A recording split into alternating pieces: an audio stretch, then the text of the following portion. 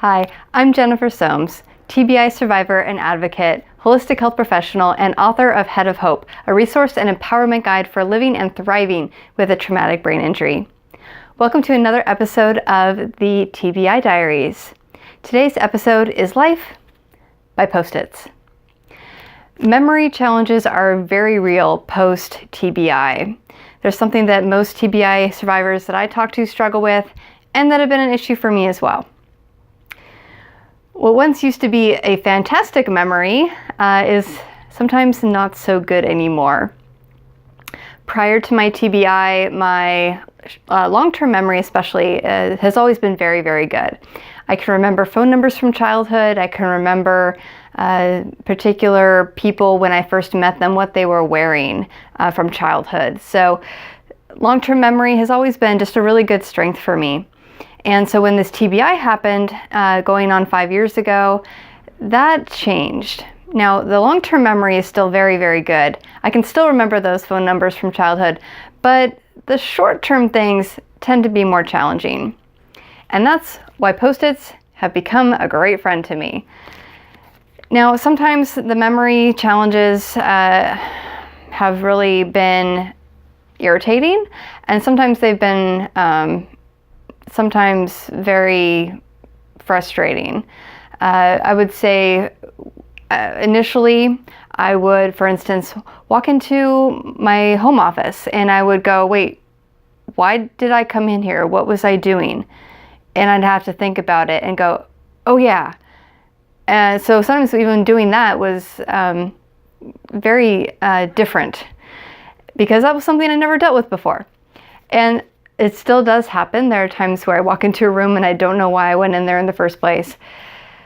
Then there are things like with my client appointments. I see clients several days a week, and I messed them up because I would forget to put appointments on my calendar, and then I would go to schedule people and realize, oh crap, I have a scheduling conflict that I created because I couldn't keep things straight.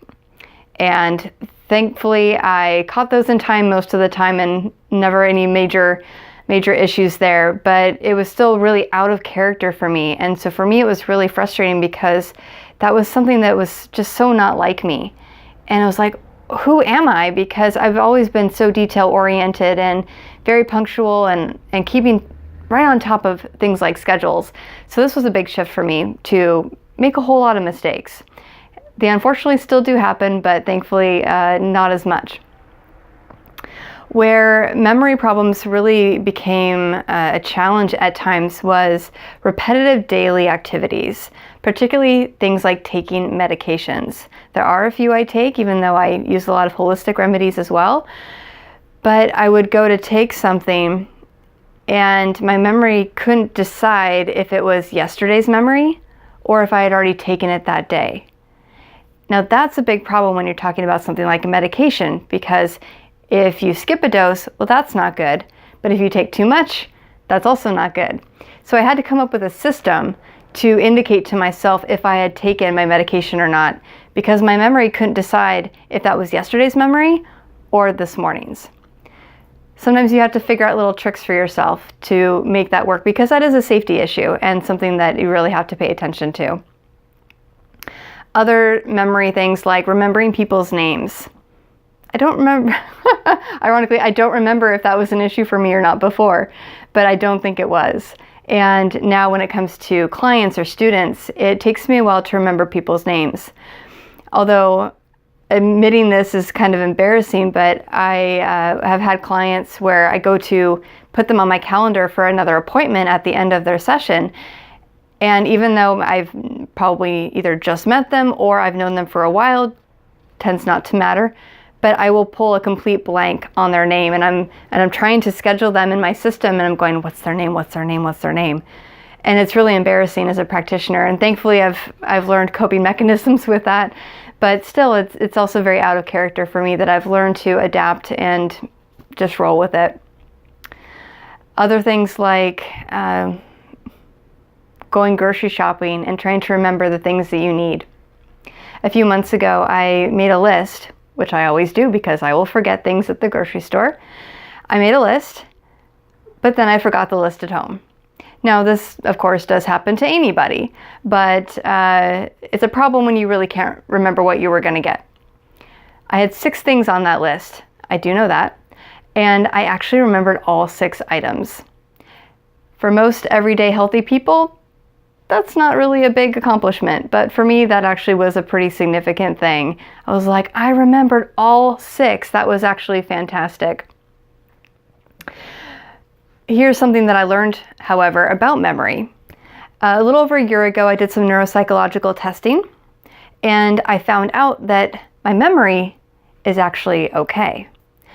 It's, in fact, my ability to take in new information and for my brain to figure out how to process that has some challenges still. And that means that it looks like a memory problem because I couldn't remember what I just learned, for instance. But in fact, when they do the neuropsychological testing, the part of my brain that actually does memory actually does work. Memory problems are not an issue for me all the time. There are times where I can remember things just fine, really.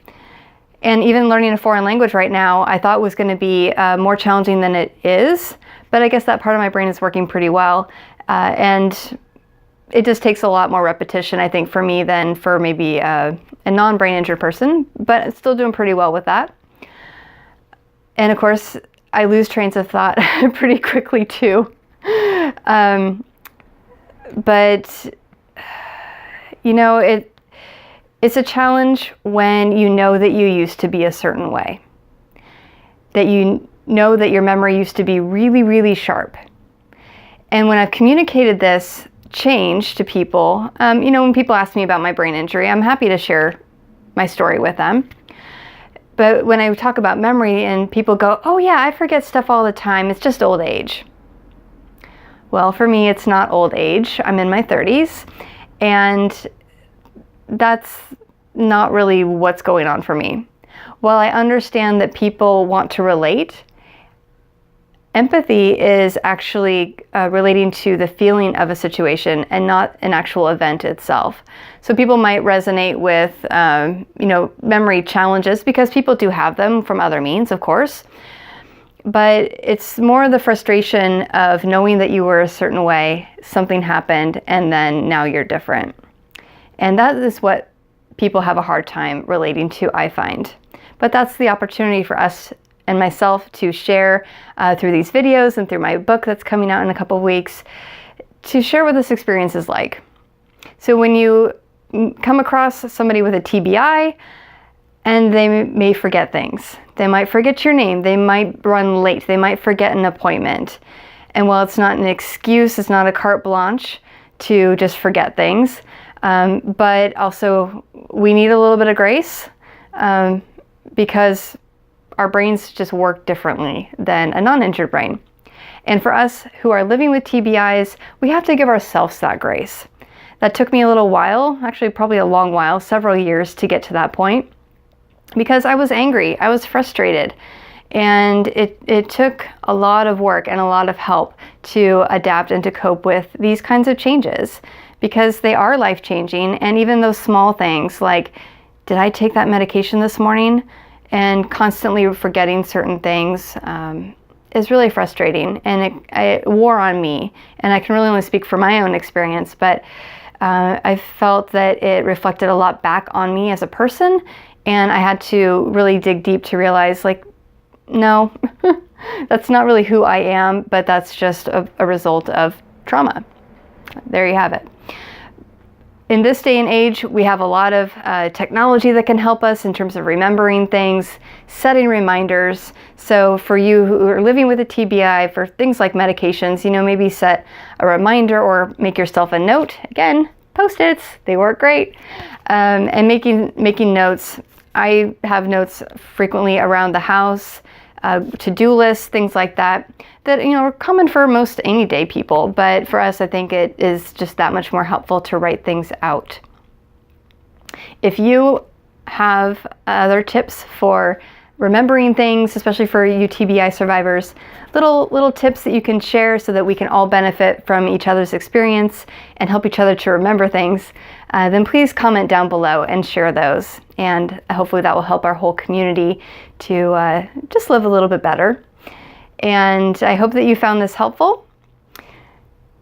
Do stay tuned for my book that is coming out in the next couple of weeks, hopefully by the end of July. It is titled Head of Hope, a resource and empowerment guide for living and thriving with a traumatic brain injury.